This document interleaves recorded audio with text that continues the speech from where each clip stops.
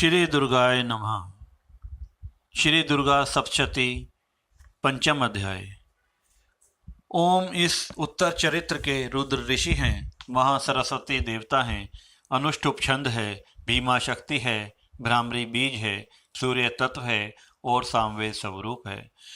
महासरस्वती की प्रसन्नता के लिए उत्तर चरित्र के पाठ में इसका विनियोग किया जाता है, जो अपने कर कमलों में घंटा, शूल, हल, शंख, मूसल, चक्र, धनुष और बाण धारण करती हैं। शरद ऋतु के समान शोभा संपन्न, चंद्रमा के समान जिनकी मनोहर कांति है, जो तीनों लोकों की आधारभूता और शुंभ आदि दैत्यों का नाश करने वाली हैं, तथा गौरी के शरीर से जिनका प्राकट्य हुआ है, उन महासरस्वती देवी का मैं निरंतर भजन करता हूँ। ऋषि कहते हैं, पूर्व काल में शुंभ और निशुंभ नामक असुरों ने अपने बल के घमंड में आकर शचीपति इंद्र के हाथ से तीनों लोकों का राज्य तथा यज्ञ भाग छीन लिए। वे ही दोनों सूर्य, चंद्रमा, कुबेर, यम और वरुण के अधिकार का भी उपयोग करने लगे। वायु और अग्नि का कार्य भी वे ही करने लगे। उन दोनों ने सब देवताओं को अपमानित, राज्यभ्रष्ट, पराजित और अधिकारहीन करके स्वर्ग से निकाल दिया। उन दोनों महान असुरों से तिरस्कृत देवताओं ने अपराजिता देवी का स्मरण किया और सोचा, जगदम्बा ने हम लोगों को वर दिया था कि आपत्ति काल में स्मरण करने पर मैं तुम्हारी सब आपत्तियों का तत्काल नाश कर दूंगी। यह विचार देवता गिरिराज हिमालय पर गए और वहां भगवती विष्णु माया की स्तुति करने लगे। देवता बोले, देवी को नमस्कार है, महादेवी शिवा को सर्वदा नमस्कार है, प्रकृति एवं भद्रा को नमस्कार है। हम लोग नियम पूर्वक जगदम्बा को नमस्कार करते हैं। रौद्रा को नमस्कार है, नित्या गौरी एवं धात्री को बारंबार नमस्कार है। ज्योत्सनामयी, चंद्र रूपिणी एवं सुख स्वरूपा देवी को सतत प्रणाम है। शरणागतों का कल्याण करने वाली वृद्धि तथा सिद्धि रूपा देवी को हम बारंबार नमस्कार करते हैं। राक्षसों के लक्ष्मी, राजाओं की लक्ष्मी तथा शिव पत्नी स्वरूपा आप जगदम्बा को बार बार नमस्कार है। दुर्गा, दुर्गपारा, सारा, सर्वकारिणी, ख्याति, कृष्णा और धूम्रा देवी को सर्वदा नमस्कार है। अत्यंत सौम्य तथा अत्यंत रौद्र रूपा देवी को हम नमस्कार करते हैं, उन्हें हमारा बारंबार प्रणाम है। जगत की आधारभूता कृति देवी को बारंबार नमस्कार है। जो देवी सब प्राणियों में विष्णु माया के नाम से कही जाती है, उनको नमस्कार, उनको नमस्कार, उनको बारंबार प्रणाम है। जो देवी सब प्राणियों में चेतना कहलाती है, उनको नमस्कार, उनको नमस्कार, उनको बारंबार नमस्कार है। जो देवी सब प्राणियों में बुद्धि रूप से स्थित है, उनको नमस्कार, उनको नमस्कार, उनको बारंबार नमस्कार है।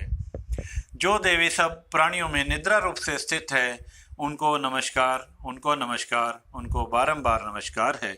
जो देवी सब प्राणियों में शुष्धा रूप से स्थित है, उनको नमस्कार, उनको नमस्कार, उनको बारंबार नमस्कार है।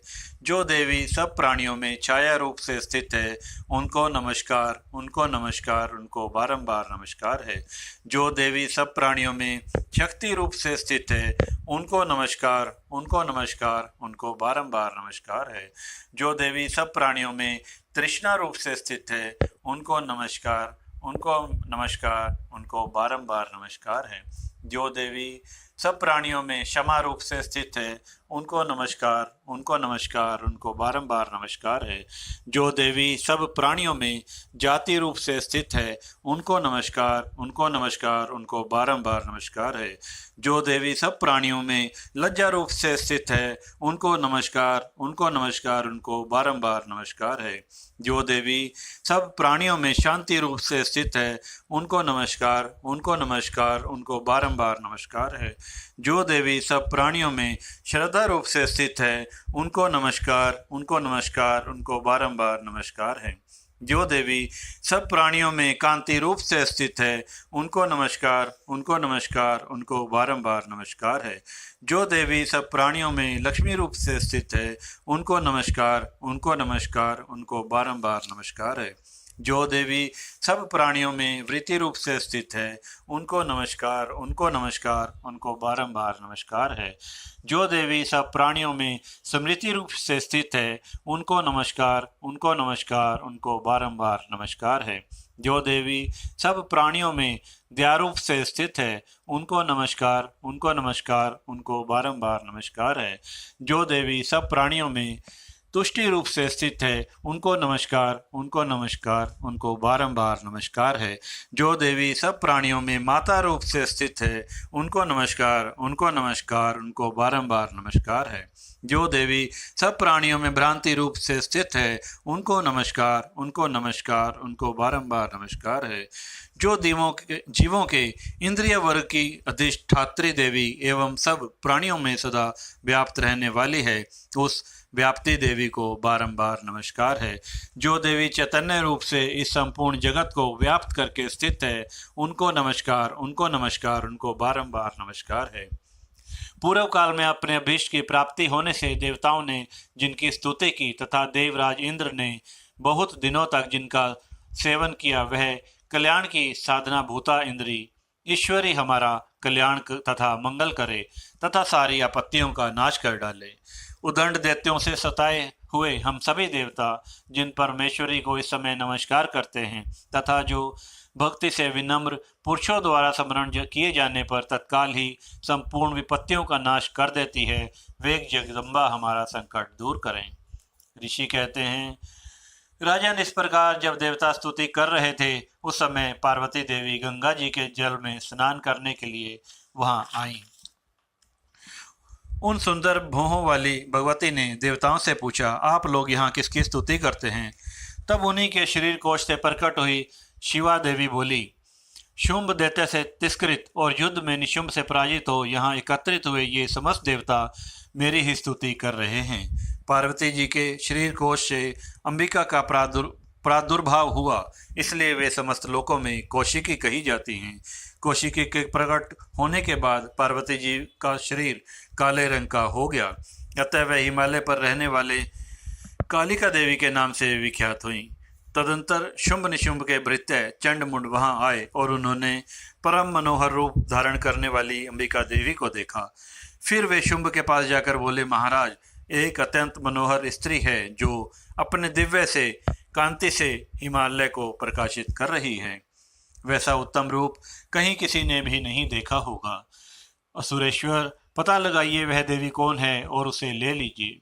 स्त्रियों में तो वह रतन है, उसका प्रत्येक अंग बहुत सुंदर है और वह अपने श्री अंगों की प्रभा से संपूर्ण दिशाओं में प्रकाश फैला रही है। दैत्यराज, अभी वह हिमालय पर ही मौजूद है, आप उसे देख सकते हैं। प्रभु, तीनों लोकों में मणि, हाथी और घोड़े आदि जितने भी रत्न हैं, वे सब इस समय आपके घर में शोभा पाते हैं। हाथियों में रतनभूत ऐरावत, यह परिजात का वृक्ष और यह घोड़ा, यह सब आपने इंद्र से ले लिया है। हंसों में जुता हुआ यह विमान भी आपके आंगन में शोभा पाता है। यह रतनभूत अद्भुत विमान जो पहले ब्रह्मा जी के पास था, अब आपके यहाँ लाया गया है। यह महापद्म नामक निधि आपने कुबेर से छीनी है। समुद्र ने भी आपको किंजलकिनी नाम की माला भेंट की है, जो केसरों से सुशोभित है और जिनके कमल अभी कभी भी कुमलाते नहीं हैं। सुवर्ण की वर्षा करने वाले वरुण का छत्र भी आपके घर में शोभा पाता है तथा यह श्रेष्ठ रथ जो पहले प्रजापति के अधिकार में था, अब आपके पास मौजूद है। दैत्येश्वर, मृत्यु की उत्क्रांतिदा नामक शक्ति भी आपने छीन ली है तथा वरुण का पाश और समुद्र में होने वाले सब प्रकार के रतन आपके भाई निशुंभ के अधिकार में हैं। अग्नि ने भी स्वतः शुद्ध किए हुए 2 वस्त्र आपकी सेवा में अर्पित किए हैं। दैत्यराज, इस प्रकार सभी रतन आपने एकत्र कर लिए हैं। फिर जो यह स्त्रियों में रतन रूपी कल्याणमयी देवी है, इसे आप क्यों नहीं अधिकार में ले लेते? ऋषि कहते हैं, चंडमुंड का यह वचन सुनकर शुंभ ने महादैत्य सुग्रीव को दूत बनाकर देवी के पास भेजा। तुम मेरी आज्ञा से उसके सामने ये बातें कहना और ऐसा उपाय करना जिससे प्रसन्न होकर वह शीघ्र ही यहाँ आ जाए। वह दूत पर्वत के अत्यंत रमणीय क्षेत्र में जहाँ देवी मौजूद थी गया और मधुर वाणी में कोमल वचन बोला। दूत बोला, देवी दैत्यराज शुंभ इस समय तीनों लोकों के परमेश्वर हैं। मैं उन्हीं का भेजा हुआ दूत हूँ। मैं यहाँ तुम्हारे पास आया हूँ।